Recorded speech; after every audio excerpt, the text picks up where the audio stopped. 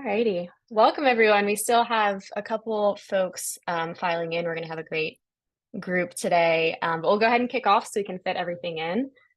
So just some ground rules for the session. As you joined, your audio and video was turned off. We ask that you keep it off for the entire session so that we can focus on the panelists.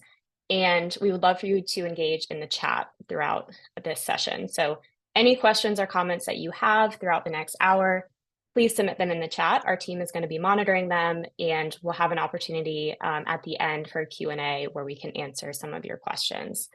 So please stay on mute, keep your video off, and then we look forward to your engagement in the chat. So the lay of the land for today, we're going to start off with some context setting from our partners at Gates and USAID, and then we'll go through a summary of the research from the ISF team. Then we'll transition into a panel discussion. We have 3 great panelists joining us today, and then we'll aim to save about 20 minutes at the end for Q&A, where we can answer your questions. So thank you for everyone joining, and we'll go ahead and get started. I'll hand it over to Marcella to kick us off. Thanks, Meredith. Hi, everyone. I'm Marcella McClatchy. I work on the agricultural development team at the Bill and Melinda Gates Foundation. And I just wanted to spend a few minutes setting the context for why the Gates Foundation funded this report, and also, why we're excited to be here today and to partner with USAID and ISF on this work. So, I think as many of you probably know, there's currently a very small proportion of total climate funding that's going to the agri-food system. Only 4.3% of a total of $660 billion is currently going to the agri-food system. And of that, 1% of that total went into climate finance broadly, both mitigation and adaptation. But only, only 7 billion went into adaptation specifically. So, we know that small scale producers are some of the most people who are most susceptible to climate change and the impacts of climate change, and also the least responsible for climate change. So there's really an imperative to figure out which adaptation solutions are going to be most important for small scale producers and ensure that the required finance is going into that space. Estimates in terms of the total amount required to finance climate adaptation for agri-food systems is somewhere between $212 and $381 billion. And that's a 7-fold increase over current levels of what's needed to finance this transition. Can I go to the next slide, please? So about this research, we really came to the need for this research from an understanding that climate adaptation is a less well understood investment theme or sector than many other investment sectors. If you look right now for agri-tech investment reports or climate tech investment reports, a huge number will come up and provide an overview of what that space is, what kinds of solutions are out there, where investors are investing, which solutions are more or less mature. And we really felt like that was missing for climate adaptation, particularly for climate adaptation relevant to small-scale farm settings. So the idea of this research was really to build the shared evidence base and build a greater shared understanding of climate adaptation as an investment trend and an investment theme.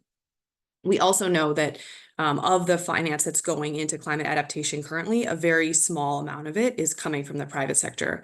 So we really felt like there was an opportunity to create more of a shared understanding of what climate adaptation is and make investing in climate adaptation a little bit easier to investors in the field by providing a current state of play on where the sector is and what some of the most promising solutions are that are out there. So we hope that you have downloaded the report, but ISF and AgFunder did a great job of developing a taxonomy of different adaptation solutions, providing really robust data from a variety of sources to pull together, where are the finance trends currently headed, and then a little bit of insight really to elucidate where the opportunity for climate adaptation investment is, depending on investors' mandates and their risk and return profiles. So with that, I'll just hand it over to USAID to talk a little bit about the research that they funded. Thanks. Hi, my name is Songbei Lee. I'm the Ag Finance Team Lead for USAID. I actually have two other team members on the phone, so if you have any questions, you can feel free to chat them. It's Hans Wizura and Heidi Sumser. So I just want to say, I think, Marcella did a great job for explaining why Gates funded this activity, and I think a lot of the reasons are the same for USAID. I just want to emphasize a separate point, is that I'm so excited to be on a call with the Gates Foundation.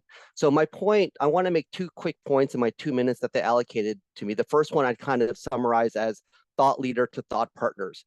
When I interviewed for this job about 4 years ago, they told me one of my goals is to be a thought leader. What I found that's been so much more important is to find good thought partners, and Marcella and the Gates Foundation is a great example of that. So one thing is, I've noticed that we fund a lot of activities by ourselves. Not a problem with that, but what I'd like to see more, and actually was kind of my personal goal, is to have at least one other funder in an activity. If we think it's so important, then there should be another donor that wants to fund it, and there's so many separate siloed activities, we'd really benefit from coordinating a lot better. So the first part is validation.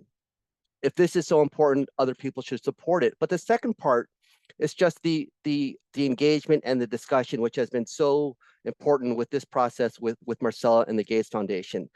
The last part on this point is that we have had so many discussions about how we can work together, and I'm really glad it happened now. And I think, oh my gosh, were those years wasted, all those multiple calls? No, they were so important when I look back and think that, if we hadn't had those discussions, learned about our priorities, what we're working on, our budget processes, we never would have been able to capitalize on this opportunity to work together when it came up. So that's just a personal learning experience that kind of surprised me, but I think is really important. The second piece I just want to mention is kind of, I'd call it webinars to use case. This webinar is great. I'm glad so many people are on. I want as many people to read this report as possible. I even think we need to do more, spend more on dissemination of the report. But even more important for me, I want to know at least one donor uses this. So like I said on the beginning, I'd like to have at least one donor supporting it in addition to USAID. It's even a lower hurdle for the success. I want at least to know there's one use case that someone will use this, and that does not include being part of a lit review for the next report. So I really hope that this report is useful for people in their actual work. If it is, would love to hear it. If it isn't, would love to hear that feedback as well. But I hope you enjoy the rest of the report and look forward to hearing from our panelists, and I'll pass it over to Dan. Great. Thank you, Songbei. Thank you, Marcella. Hi, everyone. I'm Dan Zook. I'm the Executive Director of ISF Advisors, and we worked with Marcella and Songbei and their teams on these two studies. They're very heavily related. You can think of the one on the left as leaning more towards an investor audience, and the one on the right leans more towards a donor audience. But both at the end of the day are around opportunities to mobilize investment capital for adaptation. I'm also joined by two of my colleagues, Sarah Deverman and Matt Newman, who managed each of these research projects. So if you have questions as you go, feel free to put them in the chat, and they will try to answer them in the chat, or I will also save them for our panel discussion later. So I'm going to give you a quick summary of some of the highlights of this research before we go to our panelists. So I'm starting with the Gates sponsored report, which is the idea here was to unearth what are people investing in adaptation, and what is adaptation anyway, in order to invest in it as an asset class. And so we start with the different channels through which investment capital is flowing for adaptation, particularly as it relates to smallholder farmers. Now, one of the big channels is commercial banks, and it's pretty hard to track how much of that money is actually going to adaptation that's relevant to smallholders, because it's not really tagged as such. But we do have studies from like Deloitte and others that have surveyed banks, and banks, 87% of financial institutions report that climate change is a material risk to their business. So we know that this is high on the priority list, and we are seeing some interesting examples of donors and impact investors working with banks to create appropriate products. Another important channel is the non-banking financial institutions, the microfinance institutions, supply chain financing, leasing companies, specialist finance companies that are also developing relevant products. Another channel you have is the multilateral development banks. We do know that in 2021, they committed $2.4 billion specifically for adaptation funding in low and middle income economies. And then the next channel here is venture capital, private equity, impact investment. And this was where we were able to get the most data and is sort of the emphasis of our report, because we were able to do some original research in this. And we found approximately $500 million per year, not a lot of money, but very important money that is going towards relevant solutions for smallholder farmers, largely in the agri-food tech space. So a total of $5 billion over 10 years. And then the final channel here is corporates. We don't know exactly how much money is going through, various small, medium, and very large multinationals that engage farmers in their supply chains. We do know that there are a lot of interesting programs that various organizations are sponsoring. And you can look to the research of FAIR, for example, where 63% of the 79 food companies that they profiled have made commitments to regenerative agriculture. But commitments are one thing, action is another. And of those, only 36% have quantifiable targets, and even fewer have actually put financing against those commitments.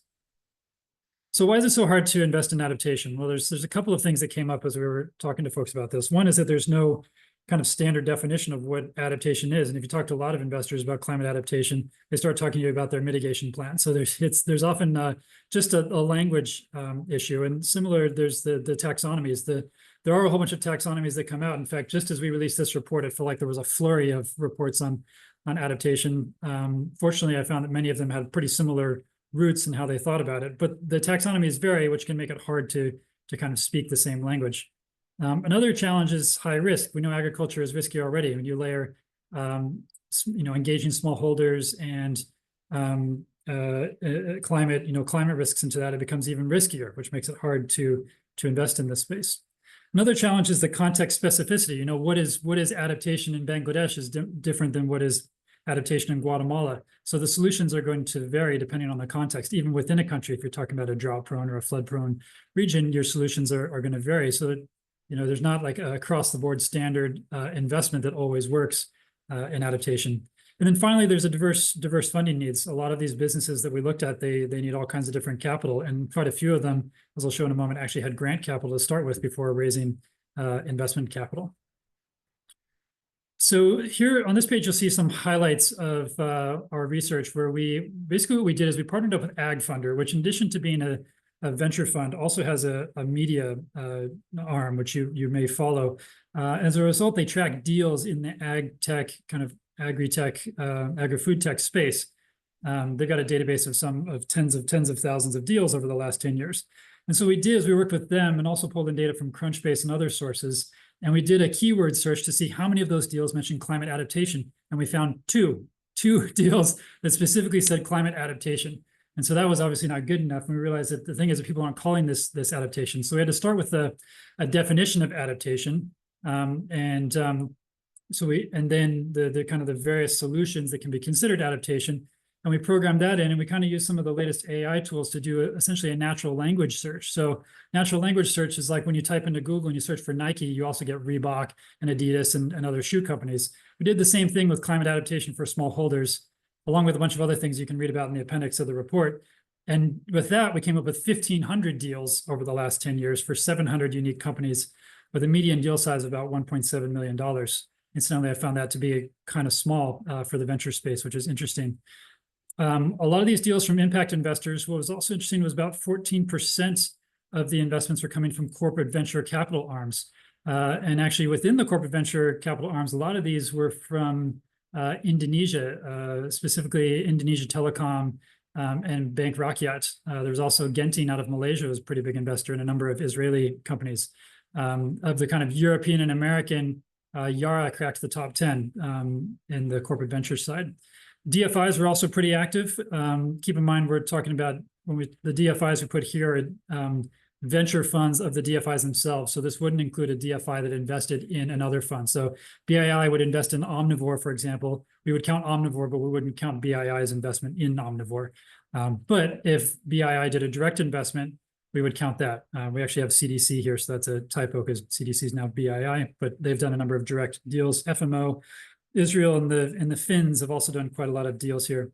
That was very interesting. We looked at these deals and we looked at how many of them had received grant money before receiving investment money, and 14% of the companies received grants prior to receiving investment money. So it just goes to show that a lot of this innovation does require that soft money to kind of get these technologies and solutions going. We can break this data down further and look at the trends over time. And there has been a general increase. Of course, there's some outlier deals, like in 2015, I think that was the Dahat deal, if I'm not mistaken, that skew it, but generally increasing. Unfortunately, a drop in the first 3 quarters of 2023, but that's in line with the overall drop in venture investment in general, which had a tough year. We have found on the average that as a percentage of total, though, the venture investment in climate adaptation has continued to increase even in 2023.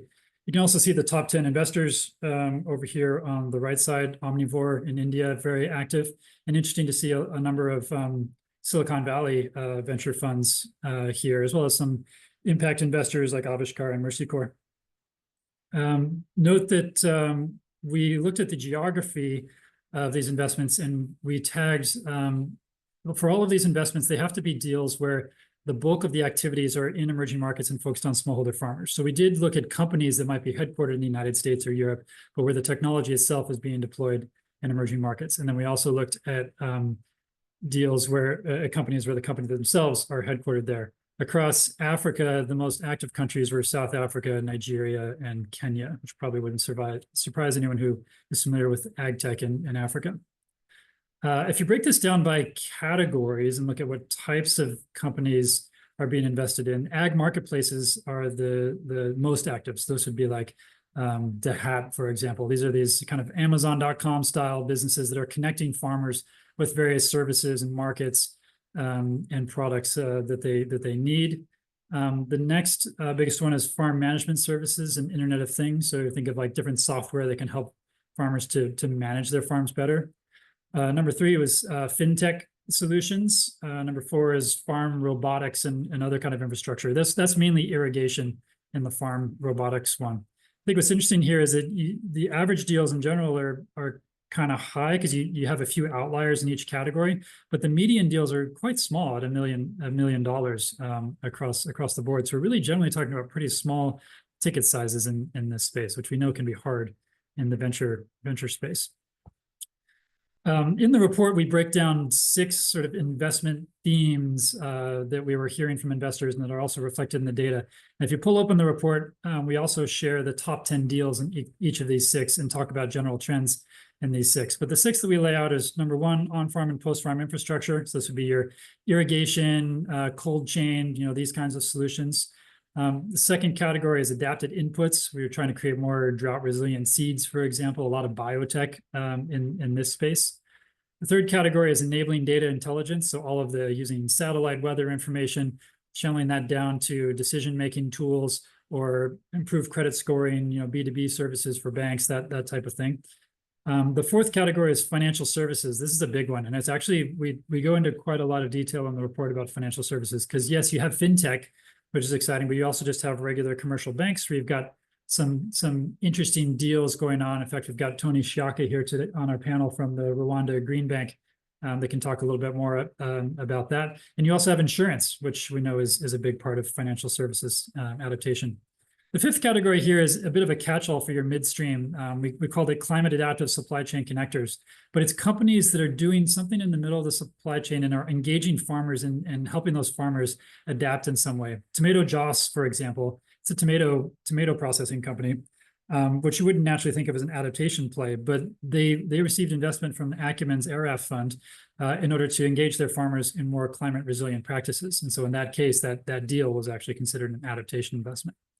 And the final category is ag marketplaces, as I already mentioned, Dahat and Afex and these kinds of platform plays, which actually we find are increasingly vertically integrating. So they're not just doing the intermediation of services, but they're starting to trade commodities themselves or sell inputs in order to generate additional value in their business model. lots to say here, but I'm not going to dwell too long. I want to move on actually to the second report. This is the one that Songbei and his team at USAID sponsored, where we took all of what we'd learned from Marcella about like where are investors investing. And we also talked to those investors and said, well, what do you need from the donors and the catalytic capital in order to support the space? How can we catalyze more money in this space?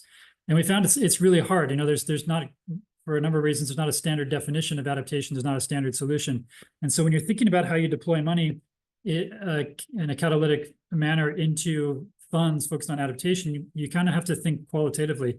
We've got Carla on our panel here from the Catalytic Climate Finance Facility, who's going to talk a lot about this. And we learned a lot from her, actually, that fed into these considerations that you see on the page. We also put a scorecard, kind of an illustrative scorecard in the appendix of our report, which you can use to kind of go through these different decisions. But it basically breaks down into 3 criteria overall. One is context and geography. You know, when you look at a fund that's investing in adaptation, are they using science-based assessments to inform their investment? Do they have people based or who know those geographies very well, who understand the local nuance of what an adaptation solution is? Are the countries that they invest in themselves highly vulnerable? You know, do they score on various indices of vulnerability and therefore need solutions? The second category here is around a solutions-led approach. Are these investors using some of the various taxonomies out there from the FAO, from Lightsmith ASAP, or from the UNCTCN taxonomies, the various taxonomies that break down all of the different solutions that address different climate hazards? And ultimately, do these funds have a theory of change that is aligned with what the donor is trying to achieve? And then finally is intentionality and additionality. And this is a big topic. I'm going to ask Carla to talk a bit about this when we get to our panel. But if you're bringing in donor money, you want to make sure that you're doing something that wouldn't have happened in the commercial markets otherwise. And so you need to think about what is, you know, do these funds have the intentionality around adaptation, and is your concessional capital additional to what would have happened otherwise? And there's a lot of good frameworks that we talk about in the report, kind of off the shelf, that you can use to think about intentionality and additionality. And another big question we talk about these funds with is, how do you measure impact? I'm going to ask Malika from the Catalyst Fund to talk about how they do it at her fund in a moment. But something that we did find when we interviewed funds is that they use a number of different techniques to measure impact, and they kind of are increasing levels of depth, but also increasing levels of cost and hassle. So you know, as you get to the bottom, it actually becomes pretty hard within the economics of investment fund to fund that, and you increasingly might need donor money to support it. But generally, we found across the board, all funds are at the very least measuring reach, number of farmers, number of hectares, or value of assets at risk. That's kind of your baseline indicator. Then some funds get a little deeper, and they might have a specific investment thesis, say around water, and they might come up with a proxy metrics around water consumed or water saved in order to get a little bit more specific around that particular investment thesis. The third layer of depth is actually to look at the households who benefit from the technology and what is their perceived resiliency or adaptation based on using that technology. So you go interview a household who got a drip irrigation kit, and do they feel more resilient as a result? 60 Decibels and COSA do a lot of work around engaging households with this kind of thing. And then another layer of depth would be go to those households after something happened, after there actually has been a climate shock, and find out what actually happened, and did the technology or solution they had make them more adaptive and resilient as a result. Final page here before I go to our panel. We in the report, we call out a bit of a call to action for what various investors would like to see from the donor community and concessional catalytic capital community. And it breaks down into 3 categories here. On the demand side, investors say that there's a lot of gaps around certain categories of solutions where there's a huge need. Post-harvest management, precision agriculture, crop insurance, and general midstream infrastructure came up a lot as things that are capital intensive and hard to invest in, and could really benefit from de-risking. There's also just certain geographies that are harder to invest in, and so having more support in certain frontier geographies would be helpful. Second category is around the supply side, so supporting the investors themselves to make deals. So investors need climate risk assessments in order to understand how their investments, you know, the risks of their investments, and sometimes these investors are supporting those risk assessments themselves, but they would benefit from donor support, which can also help you identify investment opportunities. There's a need for patient and flexible capital to accommodate the high risk and general long time horizon, especially for some of these newer solutions and technologies that are unproven. And like I said before, there are pretty small ticket sizes in this space, which can be hard to make the economics work. And so having blended funds that have a little bit of support around nascent and smaller ticket sizes can be helpful. Things like the FOSSA fund and SLE, for example. And then there's general ecosystem support. Across the board, a lot of funds said, we need training for farmers because the farmers need that. And if we don't get the training for the farmers, they're not going to be able to use these solutions, and they're going to be left behind the farmers who are able to access them. There's also a lot of opportunity to support learning initiatives to just generally support coordination and information and awareness in the investor sector. And there's opportunities to engage in more holistic suites of initiatives across value chains. Investors are naturally going to diversify, and they're going to look for a deal over here that's good, and they're going to look for a deal over there that's good. But in order to address adaptation in a given geography, there's usually a bunch of things that need to happen at the same time. And one investor isn't going to address all of that. And so donors can step in with a value chain and systems lens in order to help coordinate the different forms of investment and capital that are needed to address household resiliency and adaptation. So I've given kind of the express version here. I see there's a lot of questions in the chat that I haven't had a chance to process. I'll let my colleagues try and address some of those, but I'm going to turn to our panel before we go to the Q&A. On the panel, we have Malika Anand, who is the head of impact and ESG and research from the Catalyst Fund. We have Carla Orego, who is the innovative finance manager at Climate Policy Initiative, and we specifically brought her in because she manages the Catalytic Climate Finance Facility. And then third, we've got Tony Shiaka, who is an investment manager at the Rwanda Green Fund, and specifically brought him in because he's involved in IREAM Invest, which I'll let him tell you more about. Very interesting public-private effort around climate solutions.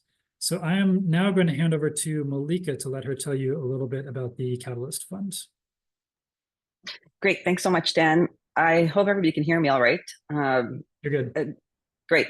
I'm really pleased to be here, and thanks for organizing such a fascinating discussion. It's such a important and like sort of knotty, difficult thing to unravel. So really pleased to be able to share our experience. Let me spend just like maybe 2 minutes explaining what the Catalyst Fund is for those of you that don't know us, and then get into some of the interesting questions that Dan, that you raised in your presentation. So Catalyst Fund is an early stage VC fund and accelerator. We back climate solutions or climate resilience and adaptation solutions in Africa. What that means is that we're investing across the range of adaptation sectors, agriculture being a key sector for us. I think right now, maybe 60% of the portfolio is somewhere in what we would call like the food system space, which might be a little bit broader than what it was included in your taxonomy, Dan. And we're a fund and an accelerator. So what that means is that we provide a ticket to startups that includes some amount of cash and some amount of what we call venture building services. And I wanted to sort of double click on that quickly because some of the things that are being raised in the chat, and I think being raised in your notes, Dan, are sort of how do we get early stage solutions and unproven solutions out there? And the truth is that, these issues that people are raising in the chat around what is willingness to play, how do you bundle, how do you get folks remote, how do you get to folks who are really remote, what are all the pieces that have to come together, how do you solve for training? What that ends up meaning is that solutions are sort of more holistic and end up being a combination of things. So what you see on this slide are the 3 verticals in which we invest. The first is fintech for climate resilience.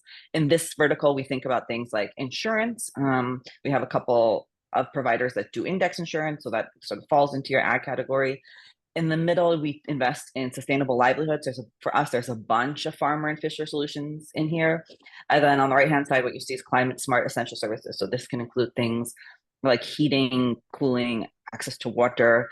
We include cold chain in this vertical as well. So, you'll find ag across all 3 of our verticals. And I will say we developed this maybe now like 2 years ago, and I think only ASAP was out, and the Songbei, as you're mentioning, like the taxonomies have now flourished. And so this aligns with some and maybe overlaps with others. Maybe I'll just stop here with the slides, Dan, and get into, one of the, do you want me to go ahead with the question, or should I continue here? Sure. Yeah. I mean, I was particularly interested for you to talk a bit about how you think about measuring the impact of your investments. Yeah, great. That tees me up perfectly. So I think that there's maybe 3 things I want to say about measuring impact. I think the first is that, for us as a fund and as a venture building team, meaning that we're working hand in hand with folks, it's really important to choose metrics that make sense for the solutions that we're supporting. So I mentioned that the solutions can be quite complex. They can be wraparound. They can have different, various pieces. They can be software as a service solutions. They can be just data solutions. And so it's very rarely true that metrics that make sense for one startup are going to make sense for another startup. And my worst nightmare, sort of as a head of impact, is to ask for data that I already know folks are not going to be able to provide, and then force them into a situation where they're either doing, having to put a ton of resource into collecting data that they're never going to use and it's not useful for them, or are frankly sort of massaging data in ways that aren't that useful or don't help me understand the truth any better. So I'm always trying to pick metrics that make sense for the solution at hand and that I feel confident they can collect with a reasonable amount of effort, and in an ideal world that they will find useful for growing their business or developing their product. So that's the first thing I want to say. I think the second thing I want to say is that adaptation in the agricultural space is a complex business. I always say that many things have to go right for the provision of a solution to then in a direct way result in improved adaptation. So access to data could help you, with an early warning system, but if you can't then use that to move things around, purchase insurance, get some bags to protect your crops, all of those pieces have to be in place for the adaptation impact that you're hoping for. So that sense of just how complex how complex adaptation really is, means that we need to have multiple people collecting data at multiple levels in the system. So it can't just be startups sort of doing outreach numbers. We also need to be keeping track of what input prices are looking like, what prices they're getting for their product on the market. I always note that in one of the studies that we did recently, farmers told us that the thing that they were most concerned about was not disasters, was not access to market, was not how much they would be able to sell for, but how much they would be able to purchase inputs for, right? That all of their earnings for the year was going to be really linked to how much they were able to purchase inputs for, and then those prices tend to vary a lot. And the second point around sort of the coordination and the need for data is, I think, a funder and donor question, right? Because it can't just be startups out there doing all the data collection by themselves. And I think we end up doing that in a lot of cases. And then the third thing I wanted to maybe say about collecting data is that it's very nice, or it's easy for me as an investor when solutions have a great evidence base behind them, right? So there's a ton of evidence around drought-resistant seed. There's even reasonably good evidence for specific kinds of drought-resistant seed in specific countries, and I can use that to then power my investment decisions. But there's not nearly enough of those kinds of evidence bases, particularly in the adaptation space, and particularly around what we like to call innovation. So new sorts of approaches. So, index insurance, 5 years ago, there was no real evidence around it. Now we're starting to have a better evidence base. But if you start to think about things like cold chain and its impact on food security, the evidence base is really, really thin. And I think we need to, as a community, think about ways to develop that evidence base alongside ventures, right? I don't think that we can afford to wait for that evidence base to be created so that I then, as an investor, know what metrics to deploy and how to guide my decision makings. I think we have to make some smart bets now and think about partnering with startups and innovators along the way so that we're building the evidence base alongside them and helping them make great decisions. So I know that was kind of rangy, Dan, but you raised so many interesting points, and happy, to circle back on anything, but I'll stop there. That's great. Thanks, Malika. Good call to action points there for the the donor community as well. I'm going to move on to Carla, and then we'll come back to you, Malik, in the Q&A. So Carla, from the Catalyzing Climate Finance Facility, tell us a bit about the CCFF and how you think about adaptation in that context. Sure. Thanks, Dan, for the invitation today, and good morning, everyone. So we call it CC Facility for short, and the program is a partnership between CPI and Convergence, who have combined their expertise to scale climate finance by filling a market gap in mobilizing private capital. So very quickly, for those of you not familiar with them, CPI is an advisory and analytical organization that works in the intersection of climate, finance, and policy, and in unlocking capital for climate action. And Convergence, on the other side, is the global network for blended finance, and its work is focused on increasing private investments in emerging markets. Over the year, both Convergence and CPI have been working on the investment pipeline issue, trying to push investable and scalable structures into the market, and together have collectively mobilized close to 6 billion. So similar to Songbay's point at the beginning, we had several informal conversations and exploration opportunities over the years, and we finally partner to launch this program with the goal of accelerating implementation of financial structures and to bring a holistic solution to a fragmented ecosystem. So the facility combines both organizations' expertise to turn market-ready mechanisms into investable and scalable solutions that will ultimately increase the available pipeline in the market. Now, given the urgency of the climate crisis, we wanted to create a sort of one-stop shop that will provide the necessary suite of tools to financial vehicles that have already been tested at some scale and are ready to make a bigger impact. The program itself is designed as a 100 million program that provides a bundled package of grant funding, customized technical assistance, which is tailored to each solution's specific needs, and a knowledge sharing resources platform, which we provide through a learning hub. Selected ideas that come into the program receive all these market acceleration services, aiming to overcome the typical valley of debt post-feasibility and early incubation to essentially accelerate growth and scale. We target blended finance vehicles that address climate mitigation and adaptation issues in developing countries across a wide range of sectors, and we have a special thematic focus on sustainable agricultural adaptation in Africa and Asia. We essentially look for solutions that have catalytic potential, both in terms of impact and scalability, to ultimately drive investments into these sectors and geographies where the capital is not going.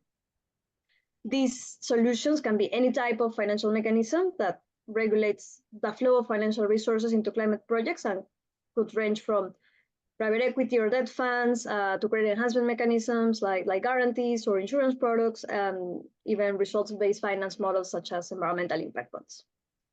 So we launched the program last year with the support of several donors, including the Bill and Melinda Gates Foundation, Global Affairs Canada, the Department of Foreign Affairs and Trade of the Australian government, and International Development Research Center. So with that, I don't know, Dan, if you want me to deep dive more into how we assess additionality and intentionality through the lens of the program. That'd be great. Cool. So in general, when we assess the use of catalytic capital, we have multiple considerations. And as part of those considerations, we critically examine both the additionality and intentionality of the investments we're going to make to ensure they're impactful and well aligned to our mission. To assess the additionality, we consider first the broader landscape of climate finance and evaluate whether the proposed solution addresses a significant gap in underserved market, either in a new or a more efficient way than existing solutions. So this involves understanding why such intervention hasn't been implemented and scaled yet. And for instance, we look at questions like, is it due to a lack of commercial viability of the model itself, or there are too many high perceived or real risk, or it's just a fact of general market awareness. We also assess why the team involved is in the best position to carry on this opportunity and how their operations will generate greater impact on the ground. So I guess to recap this point, our approach to additionality is through an innovation and actionability lens. And this is really interconnected with intentionality, and this is equally important in our approach. We put significant weight on the impact that could be delivered and that is there are not just tangential benefits of being operating in an impact sector. So in that regard, for us, local capacity and gender considerations are at the forefront in our selection process.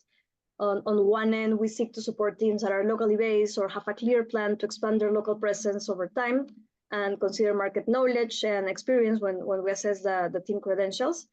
And we also emphasize the importance of fostering local capacity development, either through knowledge, technology, or other types of resources. And similarly, we put the same emphasis on gender integration and how well the solution addresses relevant gender risks and opportunities. So to illustrate this, I want to highlight quickly two examples from our portfolio. First, we have the Climate Collateral Alliance, which is a blended investment vehicle targeting financial institutions in Africa that are actively serving women borrowers in agriculture and borrowers implementing regenerative ag and climate-smart agriculture practices to foster climate adaptation. This vehicle combines commercial impact capital, credit support, and technical assistance, and proposes an innovative approach to address the lack of collateral barrier for smallholder farmers to access finance by the use of time deposit. So they have a system in place, which is meant to be a collateral system where a deposit is placed in the financial institution and pledges as a collateral for the loans. So ultimately, the goal is to increase access to finance for smallholder farmers. The second example is the Smallholder Resilience Ventures, which is a venture debt fund targeting agri-SMEs to help farmers transform to higher value and more resilient crops. It provides TA support on one side to the farmers to improve production, and on the other side to the SMEs that are ultimately the off-takers of the farmers to manage their financing and operations.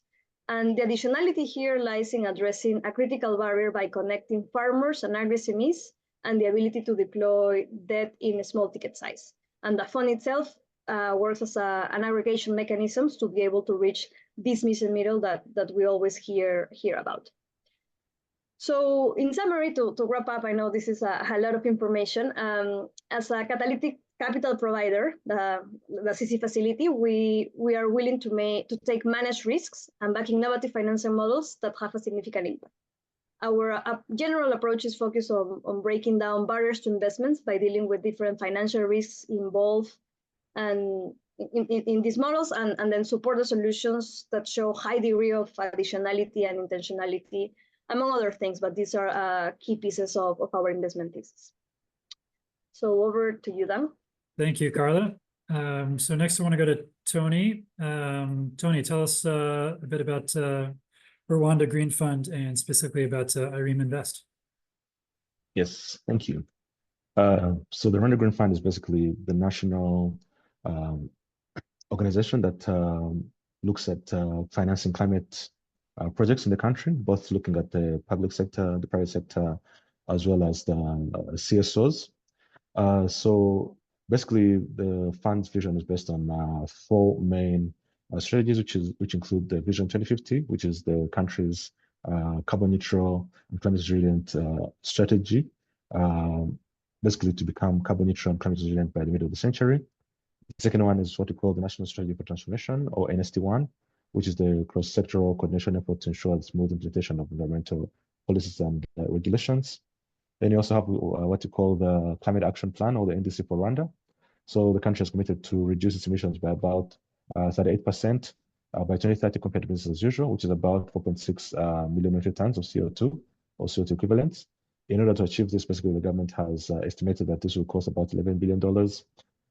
So half of this money, about $5.3 billion, is going to be used for ensuring that we do climate adaptation, which is a major issue because of the Rwanda's particular low emission rates, and then also the high impact because of the closeness to the equator. That means that we have higher instances of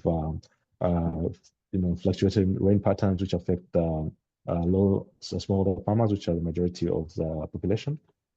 And then about 5.7 billion, which is going to be used for climate mitigation to achieve the 38% reduction in emissions by the year 2030.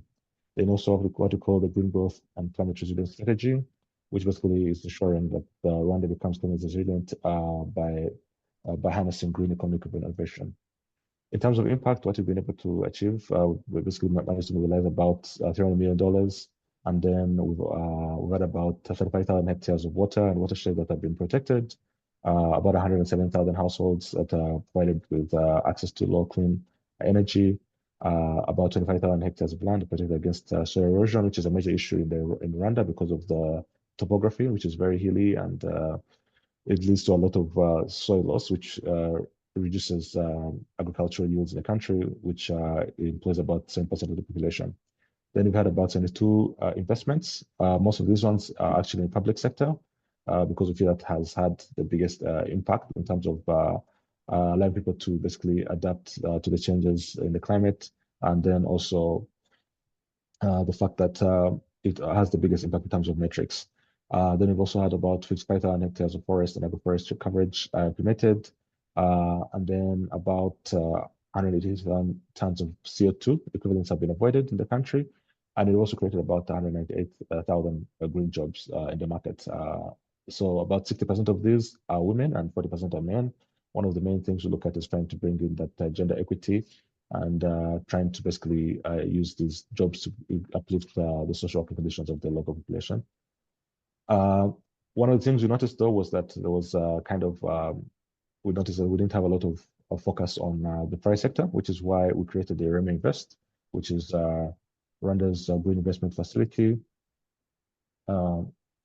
So the green investment facility is basically a partnership between the Rwanda Green Fund and the Government of Rwanda. So what you're looking at basically is having the Green Fund basically help businesses to start up and then allow them to come from feasibility to bankability, and then create a pipeline that will basically go to the development bank, which is handling the credit facility. So with the credit facility, they do handle loans and also do handle bank guarantees. So the bank guarantees here are up to 50% of the commercial bank loan requirements. And then if it is a female majority-owned business, it goes up to 70%, which means that we are basically trying to encourage female-owned businesses and female majority-owned businesses to be able to access these loans. On our side, under the project facility, the Green Fund, we have equity, and then grants of two types. So we do equity investments and then also do grant investments. So the non-recoverable grants and recoverable grants are the two options that you have. So on the recoverable grant, basically offer for potential businesses with the ability to basically pay us back. But the good thing with this one is that there is no interest charged, and also that they have a long repayment period up to 5 years with a 2-year grace period with not making payments. Additionally, one thing I noticed is that some of the requirements in the market mostly was for high collateral requirements. So basically don't have any collateral requirements for this recoverable grants. And then also in case there is a failure to pay back the money, we just convert that into the outstanding balance into equity in the business, that we don't have to liquidate any assets for the projects. We also, in partnership basically with the Bill and Melinda Gates Foundation, where we have basically launched the Adaptation Accelerator Program for agriculture.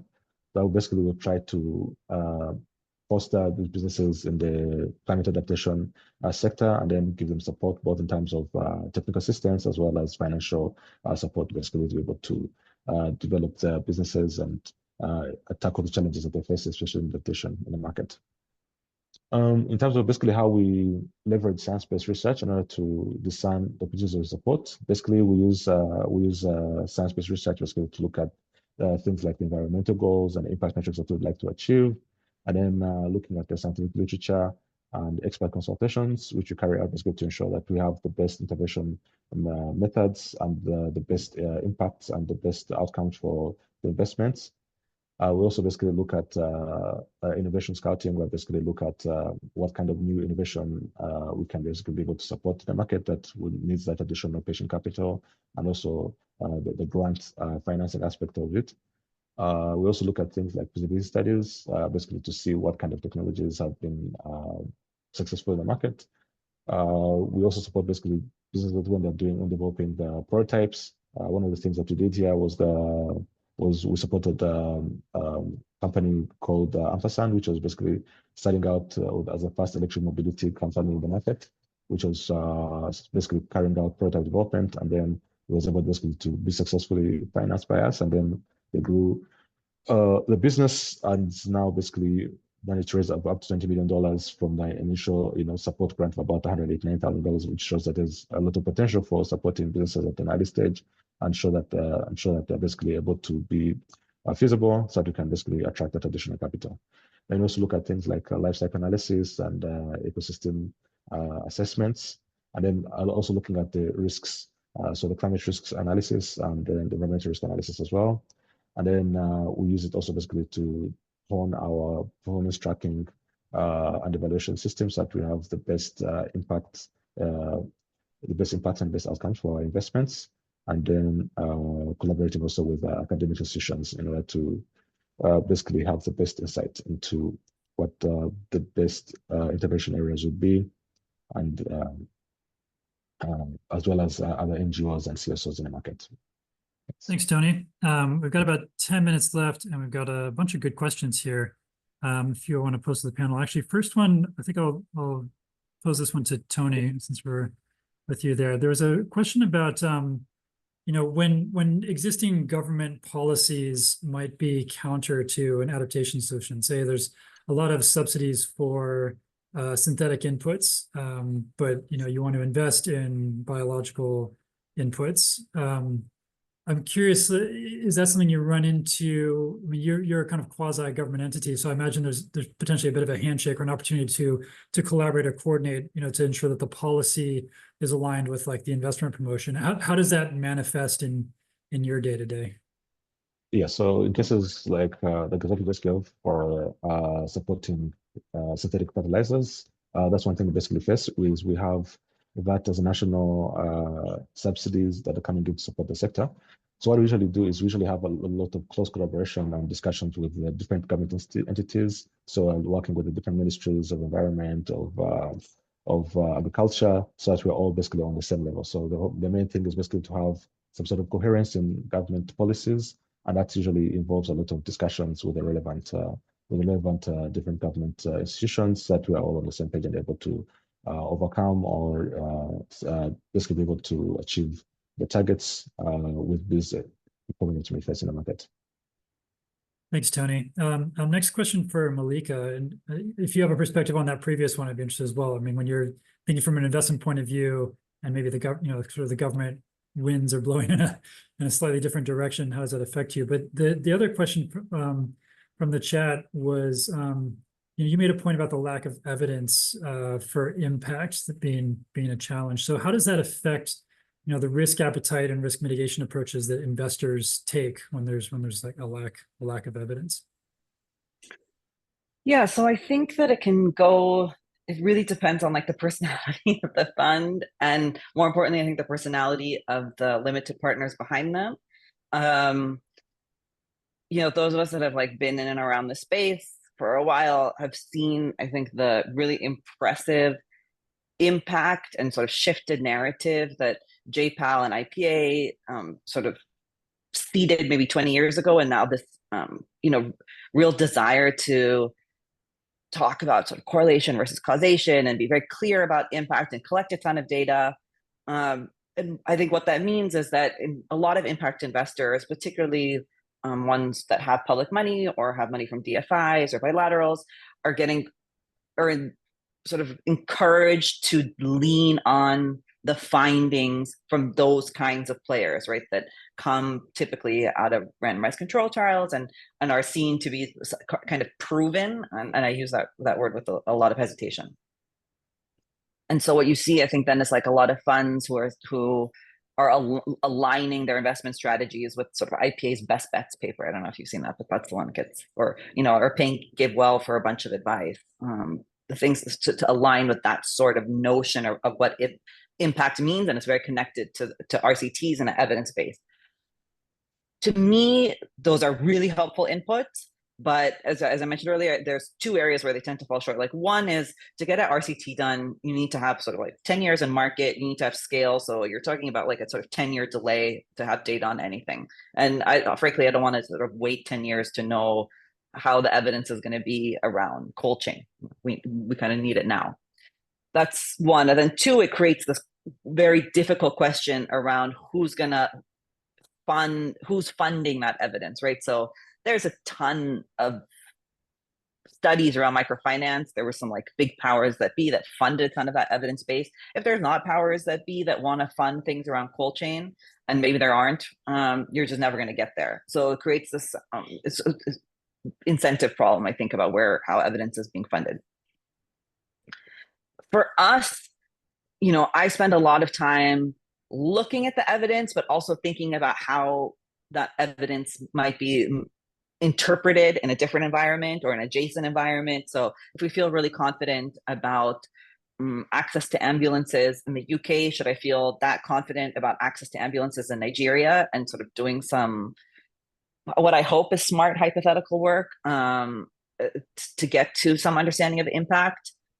And then the other thing I do is to, you know, to your point, Songbay's point about the fact that we got some funding from USAID, is to really partner with philanthropic partners to do these studies alongside the innovators, right? I think that we as a community, we have to start to contribute to the evidence base and develop conviction around what we believe to be high impact, rather than wait for you know, academic institutions, frankly, to tell us 15 years from now, and lead that conversation, knowing what we know about our users, about our innovators, being much closer to the ground, seeing the risks and the climate change impacts that they're experiencing every day, but also the potential of technology and solutions, and the creative ways in which they're solving for those risks and impacts.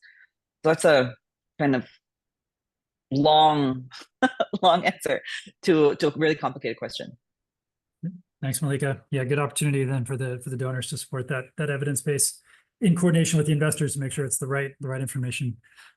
Question for Carla. Tony and Malika might have a perspective on this too. This question came from Graham, and whether, you know, when it comes to innovation, should we move past the letting thousands of flowers bloom stage with kind of innovation and solutions, or should we be doubling down on the solutions that are proven? I imagine, Carla, you have to kind of think about the trade-offs of like the more nascent things versus, you know, getting institutional capital on board. What's your view on that?